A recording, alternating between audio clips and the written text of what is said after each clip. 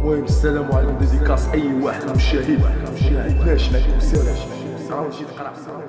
السلام عليكم ورحمة الله وبركاته. متتابعينا الكرام، مرحبا بكم في فيديو جديد اللي غادي نتقاسم معكم فيه لائحة العطل برسم السنة الدراسية 2024-2025. وهذه اللائحة تخص تلاميذ التعليم الابتدائي والتعليم الثانوي الإعدادي والتعليم الثانوي التأهيلي، وأيضا طلبة أقسام تحضير لشهادة التقني العالي BTS. ومصدر الوثيقة هي الملحق رقم 1 اللي جاء في المادة 7 من المقرر الخاص بتنظيم السنة الدراسية 2024-2025 الذي أصدرته وزارة التربية الوطنية والتعليم الأولي والرياضة. أول عطلة واللي هي عطلة عيد المولد النبوي، واللي المدة ديالها يومين 12 و 13 ربيع الأول 1446 هجرية. تليها العطلة البينية الأولى من الأحد 20 أكتوبر إلى الأحد 27 أكتوبر 2024 مدتها 8 أيام. ثم بعد ذلك ذكرى المسيرة الخضراء يوم الأربعاء السنوي 2024 مدتها يوم واحد. وبعد ذلك عيد الاستقلال يوم الاثنين 18 نوفمبر 2024 والمدة ديالها يوم واحد.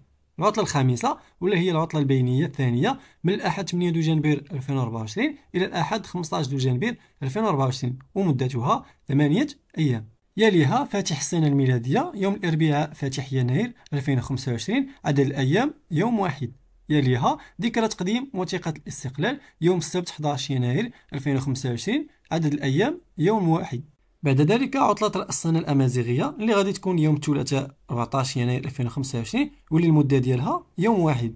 ثم بعد ذلك عطلة منتصف السنة الدراسية واللي هي العطلة ديال الدورة الأولى واللي غادي تكون ما بين الأحد 26 يناير إلى الأحد 2 فبراير 2025 واللي المدة ديالها 8 أيام. ثم بعد ذلك العطلة البينية الثالثة واللي غادي تكون من الأحد 16 مارس إلى الأحد 23 مارس واللي المدة ديالها كذلك 8 أيام. تليها بعد ذلك عطلة عيد الفطر اللي غادي تكون من 29 رمضان إلى 2 شوال 1446 واللي المدة ديالها إما غادي تكون 3 أيام أو 4 أيام. ثم بعد ذلك عيد الشغل اللي غادي يكون يوم الخميس فاتح ماي 2025 عدد الأيام فهو يوم واحد. ثم تاليها العطلة البينية الرابعة اللي غادي تكون من الأحد 4 ماي إلى الأحد 11 ماي 2025 واللي المدة ديالها 8 أيام. ثم بعد ذلك عطلة عيد الأضحى اللي غادي تكون من 9 إلى 11 ذي الحجة 1446 واللي المدة ديالها 3 أيام.